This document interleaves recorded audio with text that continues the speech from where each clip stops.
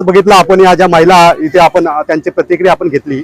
या प्रकल्पग्रस्त आहेत, गेले 35 वर्ष ह्या लढत आहेत आणि आता आपण बघतोय यांना तर यांच्या कुठल्याच परिवाराला त्यांनी सांगितलं नोकरी नाहीये आणि आपण बघतोय आता त्यांनी एक आपला एक रोजगार निर्माण म्हणून त्यांनी एक वडापाव इथे आपल्या कुवरी गेटच्या समोरच म्हणजे त्यांच्या गावाच्या समोर त्यांनी जो वडापावचा व्यवसाय टाकलेला आहे तो व्यवसाय सुद्धा आता त्यांचा संपवण्याच्या म्हणजे कंपनीने त्यांना हटवण्यासाठी सांगितलेला आहे।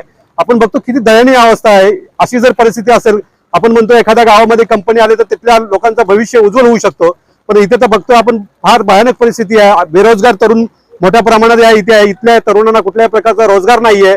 इथले तरुण मुंबईला जातात रोजगार करण्यासाठी आणि इथे आपल्या शेजारी आपण जी कंपनी आलेली आहे ती कंपनीने यांना अगदी फसवलेलं आहे आणि यांची उपासमारीची परिस्थिती आहे। मला तर असं वाटतं इथे नवीन बायोगॅस प्रकल्प आलेला आहे, येणाऱ्या काळामध्ये ह्या गावांना सुद्धा उठवण्याची प्रक्रिया सुरू होईल असं मला वाटतं। म्हणून आपलं असं म्हणणं आहे इथल्या सर्व ग्रामस्थांना आणि जे कोणी विरोधक पक्षामधले असतील किंवा सत्ताधारी पक्षामधले असतील, जे कंपनीशी संबंधित असतील त्यांनाही सांगणं गरजेचं आहे, तुम्ही ज्या झाडावर बसताय त्या झाडाला तोडण्याचं काम कराल तर तुम्ही सुद्धा पडणार आहात।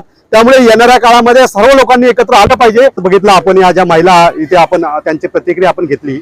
या प्रकल्पग्रस्त आहेत, गेले 35 वर्ष ह्या लढत आहेत आणि आता आपण बघतोय यांना तर यांच्या कुठल्याच परिवाराला त्यांनी सांगितलं नोकरी नाहीये आणि आपण बघतोय आता त्यांनी एक आपला एक रोजगार निर्माण म्हणून त्यांनी एक वडापाव इथे आपल्या कुवरी गेटच्या समोरच म्हणजे त्यांच्या गावाच्या समोर त्यांनी जो वडापावचा व्यवसाय टाकलेला आहे तो व्यवसाय सुद्धा आता त्यांचा संपवण्याच्या म्हणजे कंपनीने त्यांना हटवण्यासाठी सांगितलेला आहे।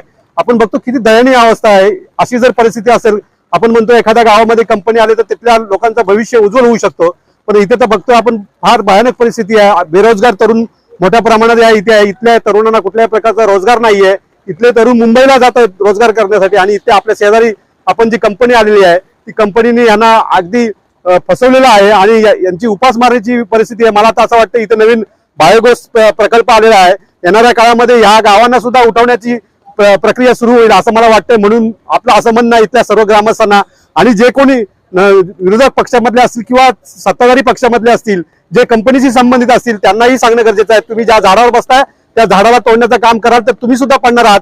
त्यामुळे येणाऱ्या काळामध्ये सर्व लोकांनी एकत्र आलं पाहिजे।